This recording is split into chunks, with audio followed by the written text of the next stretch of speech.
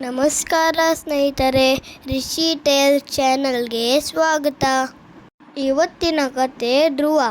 ನಕ್ಷತ್ರನಾದ ಬಾಲಕ. ಬಹಳ ಎಂದೇ ಅಯೋಧ್ಯೆಯ ರಾಜ್ಯದಲ್ಲಿ ಉತ್ತನಪಾದ ಎಂಬ ರಾಜನಿಗೆ ಸುನೀತಿ ಮತ್ತು ಸುರುಚಿ ಎಂಬ ಇಬ್ಬರು ರಾಣಿಯರಿದ್ದರು. ಸುನೀತಿನ ಮಗ ಧ್ರುವ ಮತ್ತು ಸುರುಚಿಯ ಮಗ ಉತ್ತಮ. ರಾಜನಿಗೆ ಸುರುಚಿ ಅಂದರೆ ತುಂಬ ಇಷ್ಟ. ಆದರೆ ಸುನೀತಿ ಮತ್ತು ಧ್ರುವನನ್ನು ಅಷ್ಟಾಗಿ ಗಮನಿಸುತ್ತಿರಲಿಲ್ಲ. ಒಂದು ದಿನ ಧ್ರುವ ತನ್ನ ತಂದೆಯ ಮಡಿಲಲ್ಲಿ ಕುಳಿತುಕೊಳ್ಳಲು ಬಯಸಿದನು. ಆದರೆ ಅವನ ಚಿಕ್ಕಮ್ಮ ಅವನನ್ನು ತಳ್ಳಿ, ನೀನು ನನ್ನ ಮಗನಲ್ಲ, ನನ್ನ ಮಗ ಉತ್ತಮ ಮಾತ್ರ ಇಲ್ಲಿ ಕೂತ್ಕೊಬೋದು ಎಂದು ಹೇಳಿದರು. ಇದರಿಂದ ಧ್ರುವನಿಗೆ ತುಂಬ ನೋವಾಯಿತು. ಅಳುತ್ತಾ ತನ್ನ ತಾಯಿ ಸುನೀತಿಯ ಬಳಿಗೆ ಹೋದನು. ಸುನೀತಿ ಅವನನ್ನು ಸಮಾಧಾನಪಡಿಸಿ, ಮಗು, ನಿನ್ನ ತಂದೆಯ ಮಡಿಲಲ್ಲಿ ಸ್ಥಾನವಿಲ್ಲವೆಂದು ಬೇಸರಿಸಬೇಡ. ನೀನು ಇಡೀ ಬ್ರಹ್ಮಾಂಡದ ತಂದೆಯಾದ ಮಹಾವಿಷ್ಣುವಿನ ಮಡಿಲಲ್ಲಿ ಕೂತ್ಕೊಳ್ಳಲು ಪ್ರಯತ್ನಿಸು ಎಂದು ಹೇಳಿದರು. ತಾಯಿ ಮಾತನ್ನು ಕೇಳಿದ ಧ್ರುವ ಮಹಾವಿಷ್ಣುವನ್ನು ಕಾಣಲು ಕಾಡಿಗೆ ಹೋದ.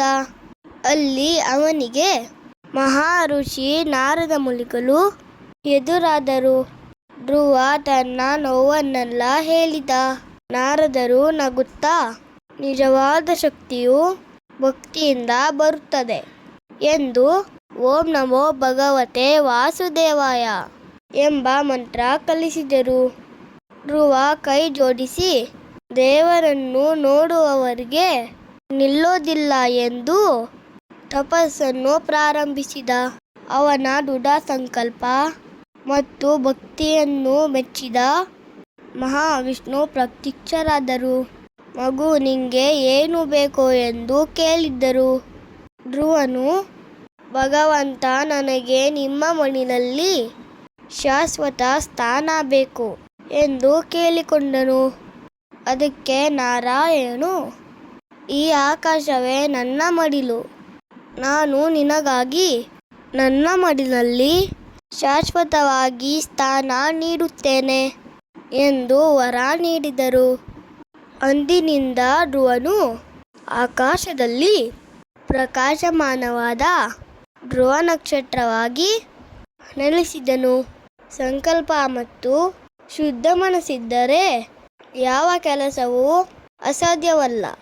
ಒಮ್ಮೆ ಗುರಿಯನ್ನು ತೀರ್ಮಾನಿಸಿದರೆ ಎಂದಿಗೂ ಕೈ ಬಿಡಬಾರದು.